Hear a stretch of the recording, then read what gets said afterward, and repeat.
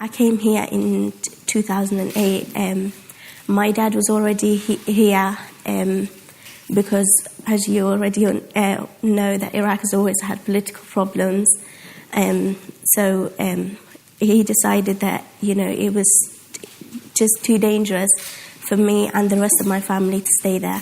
So I came here. So I now live in Coventry. I was about 10 when I came here.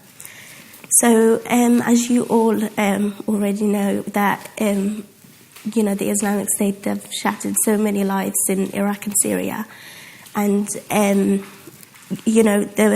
minorities within Iraq and Syria have been destroyed the most for, the beliefs that they follow and just their own beliefs, basically.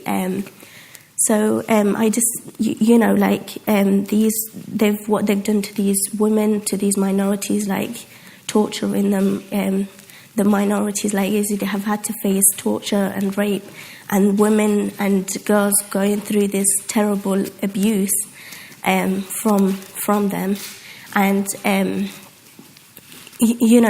something had to be done. I still speak to the relatives back at home, those girls that have escaped from ISIS. Despite the fact it's very hard for me to speak to them, and especially about the experience that they had to go through.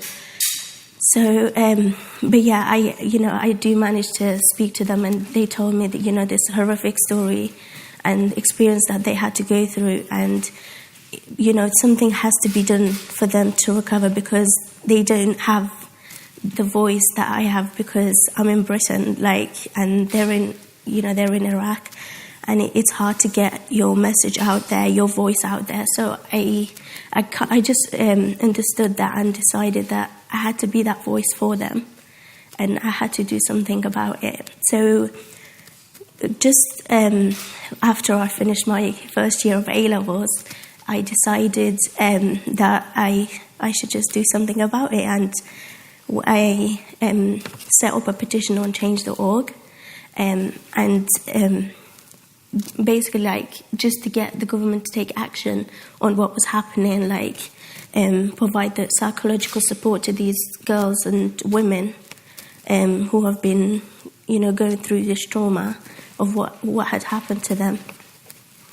And the petition has been an absolute success, over 200,000 signatures. And it's featured in newspapers and television all over the world. Everyone's been incredibly supportive of it.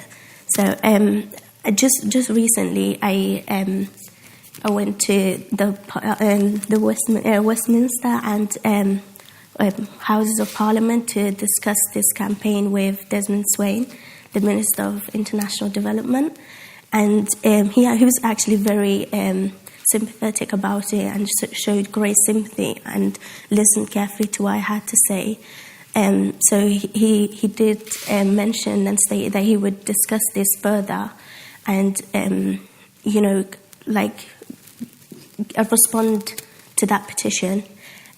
So actually a response that I'm desperately waiting for right now. I'm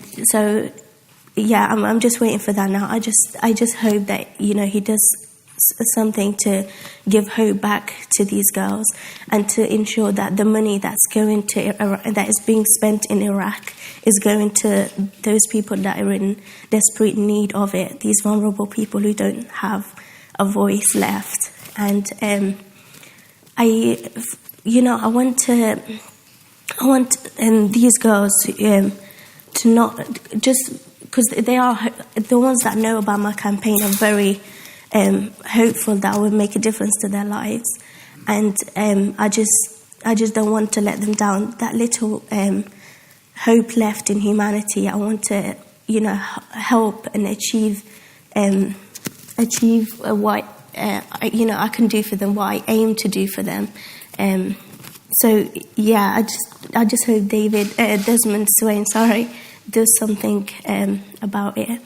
So like I said before, it mainly is to give these girls the help that they needed and to give this the hope back to them.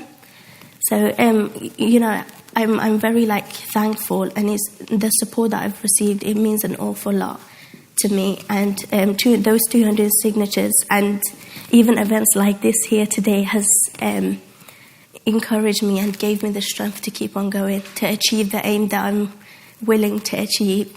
And I just ask everyone, even here in the room, who hasn't seen the petition or wants to sign that petition and show your support, is change.org/Yazidi Girls.